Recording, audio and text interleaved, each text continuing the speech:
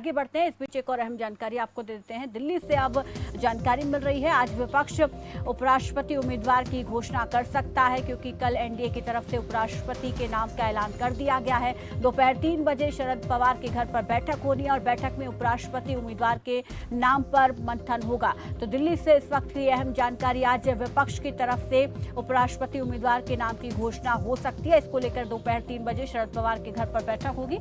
इस पर ज्यादा जानकारी के साथ रुक कर लेते हैं दिल्ली से संवाददाता प्रियंका राय का। प्रियंका राय, हम देख रहे हैं कि एनडीए ने अपने उपराष्ट्रपति पद के उम्मीदवार का नाम घोषित कर दिया है और अब विपक्ष ने जो है उपराष्ट्रपति उम्मीदवार के नाम को लेकर जो है मंथन तेज कर दिया। इसी कड़ी में आज एक शरद पवार के घर पर बैठक होने वाली है। जी प्रीति, आज शरद पवार के घर पर बैठक होनी है, जिस बैठक में ये कुछ देखना होगा कि विपक्षी दल किसका नाम सुझाते हैं और किसके नाम पर उपराष्ट्रपति पद के लिए मोहर लगाया जाता है।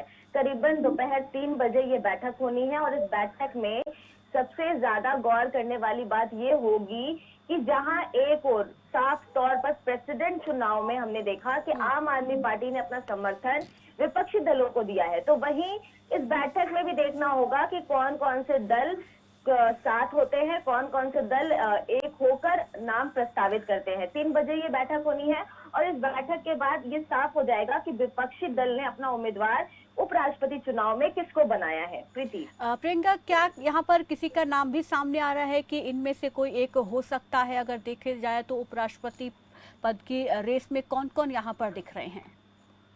जी प्रीति, पहले ऐसा माना जा रहा था कि इस बार विपक्ष का जो उपराष्ट्रपति पद का उम्मीदवार है वो कोई साउथ का नेता हो सकता है, लेकिन जैसे ही अभी हमने देखा कि किस तरीके से भारत में खास करके महाराष्ट्र में राजनीतिक उथल पुथल देखने को मिली, किस तरीके से शिवसेना जिसको पहले माना जा रहा था कि वो साथ देगा, वो अब कहीं ना कहीं साथ नहीं होगा। तो इस समीकरण को देखते हुए जो उम्मीदवार, ऐसा कयास लगाया जा रहा था कि साउथ से हो सकता है, उन कयासों पर विराम लग गया है। अब आज ये बैठक होनी है और इस बैठक में विपक्षी दल अपना अपना नाम सुझाएंगे।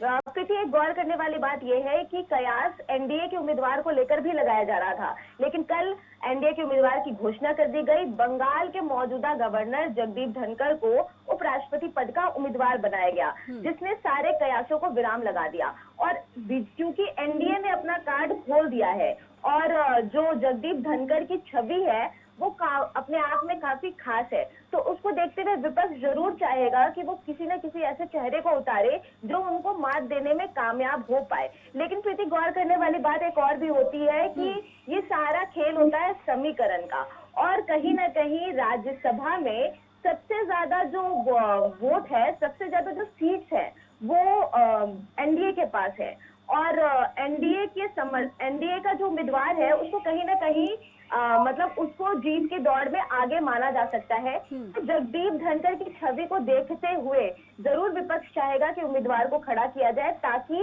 वो उनको कड़ी टक्कर दे सके। बिल्कुल, तो यहाँ पर उनको टक्कर देने वाला उम्मीदवार विपक्ष की तरफ से खड़ा करने की पूरी कोशिश रहेगी। इसको लेकर आज मंथन भी किया जाएगा, बैठक की जाएगी।